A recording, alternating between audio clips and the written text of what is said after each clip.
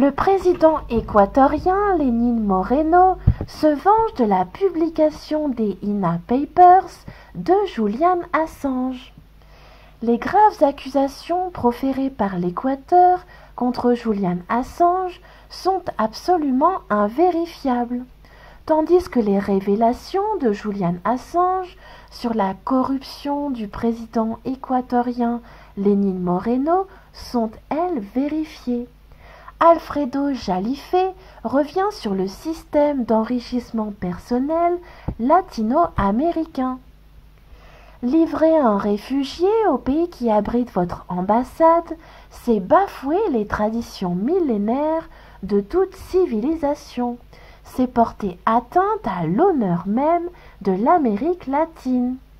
Déjà en 2017, la décision de livrer Julian Assange aux États-Unis était prise.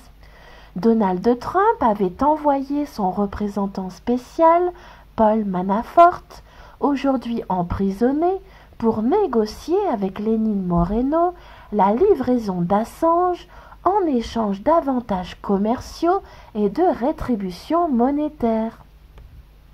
Il ne manquait plus qu'un catalyseur fourni par les INA Papers qui compromettent le président équatorien, son frère Edwin et ses filles dans une opération de blanchiment d'argent à hauteur de 18 millions de dollars US dans le paradis fiscal de Belize, en Amérique centrale. Le lâchage ignominieux d'Assange, fondateur iconique de Wikileaks, met en danger de mort la liberté d'expression à l'âge du totalitarisme orwellien cybernétique et remet en question le premier amendement de la Constitution des États-Unis. Edwin Moreno, le frère de Lénine Moreno, avait reçu 18 millions de dollars US en tant que patron de l'INA, Investment Corp. Ce montant s'est retrouvé blanchi par un ensemble de 11 firmes fantômes: Espiritu Santo Holdings, Fundación Amore, Fundación Esmalao, Fundación Pachamama, Inversiones La Arena, Inversiones Maspal, Manela Investment Corp, Probata Investments, San Antonio Business Corp, Turquoise Holdings, Valley View Business Corp. Le nom d'INA avait été forgé à partir des prénoms des 3 filles de Lénine Moreno. Ce qu'on ne pardonne pas à Assange, c'est d'avoir rendu public le 26 mars dernier les tractations du président équatorien avec Trump par l'intermédiaire de Manafort il y a 2 ans. Lénine Moreno a dès lors accusé Assange d'avoir piraté son courrier électronique et son téléphone, alors même qu'il ne disposait plus de connexion Internet et n'avait plus de contact avec le monde extérieur.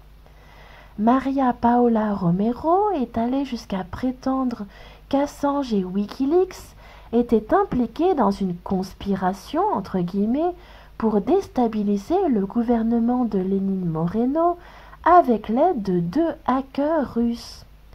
Voir la main de Moscou partout, c'est devenu une tarte à la crème, avariée et insipide. Déjà auparavant, le taux de popularité de Lénine Moreno avait chuté jusqu'à 17%.